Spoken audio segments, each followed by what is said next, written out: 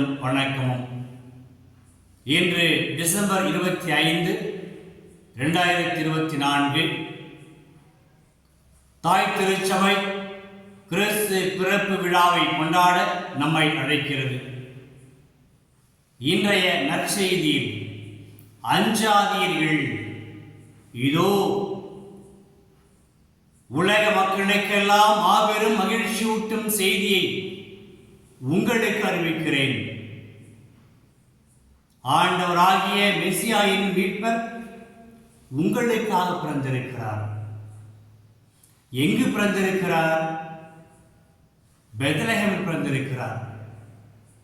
எந்த சூழ்நிலையில் பிறந்திருக்கிறார்? மாட்டு தொழுவத்தில் பிறந்திருக்கிறார். அந்த குழந்தை இயேசுவை துணிகளில் பொதிந்து தீவன தொட்டியில் கிடத்திருக்கிறார்கள். யார்? மரியாவும் யோசேப்பும். இந்த செய்தியானது யாருக்கு கொடுக்கப்பட்டது? இடையர்களுக்கு கொடுக்கப்பட்டது. எனவே விரைந்து செல்லுங்கள், குழந்தையை தீவன தொட்டியில் துணிகளில் சுற்றி கிடத்திருப்பதை காண்பீர்கள். அன்பர்களே, தீவன தொட்டி மாட்டு தொழுவத்தில் முக்கியமான இடமளிப்பது தீவன தொட்டி. இந்த தீவன தொட்டியில் இருந்துதான் கால்நடைகள் வாழ்வு பெறுகின்றன, உற்சாகத்தை பெறுகின்றன. அதில் இருக்கிற தீவனத்தை உட்கொள்கிற பொழுது உட்கொள்கின்ற கால்நடைகள் வளமாக இருக்கின்றன, செழிப்பாக இருக்கின்றன, மகிழ்ச்சியாக இருக்கின்றன, துள்ளி குதிக்கின்றன. அன்பர்களே, இன்னும் சற்று ஆழமாக நாம் சிந்தித்து பார்க்க வேண்டும். மெசியா என்னும் மீட்பர் தீவன தொட்டியில் கிடைத்திருப்பதை காண்பீர்கள். இந்த தீவன தொட்டியில் கிடைத்திருக்கிற மீட்பர் அவரே பிற்காலத்தில் மானிட குலத்திற்கு தீவனமாக மாறுகிறார். நன்கு யோசிப்போம். என்றால் யோவான் நற்செய்தியில் 6ஆம் அதிகாரத்தில் நானே உயிருள்ள உணவு, வானிலிருந்து இறங்கி வந்த உயிருள்ள உணவு, என்னை உண்போர் என்றுமே வாழ்வர். இன்று மெசியா நமக்காக, உங்களுக்காக, உனக்காக பிறந்திருக்கிறார் என்று சொல்கிற பொழுது அந்த தீவனம், மீட்பர் என்ற தீவனம் மானிட குலத்திற்கு உயிர் கொடுக்கிறது. தேய்ந்து போயிருந்த, சோர்ந்து போயிருந்த, நலிவுற்றிருந்த, ஏக்கத்தோடு காத்திருந்த மக்களுக்கெல்லாம் இன்று மெசியா என்ற மீட்பர் பிறந்திருக்கிறார், மானிட குலத்தின் தீவனமாக. நன்கு புரிந்து கொள்வோம்.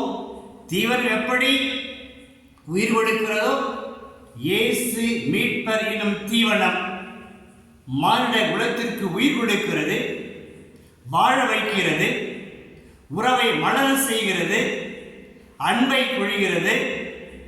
அது மட்டுமல்ல, அது மகிழ்ச்சியை, ஆனந்தத்தை விளைவிக்கிறது, அமைதி ஏற்படுத்துகிறது. இதுதான் கிறிஸ்து பிறப்பு விழாவின் அர்த்தமாகும்.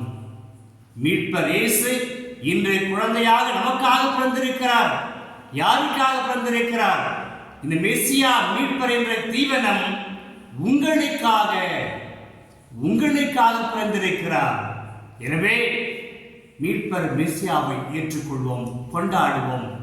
இன்று மட்டுமல்ல, ஒவ்வொரு நாளும் மீட்பர் என்ற தீவனத்தை நாம் உட்கொள்ளுவோம், நம்மையே உற்சாகப்படுத்திக் கொள்வோம், நாம் மகிழ்ச்சி அடைவோம், உறவில் வாழ்வோம், பிறரையும் மகிழ்ச்சி படுத்துவோம். எவ்வாறு தீவனம் பகிர்ந்தளிப்பது போல நாமும் மகிழ்ச்சியையும் சந்தோஷத்தையும் நல்ல உறவையும் பிறருக்கு பகிர்ந்தளிப்போம்.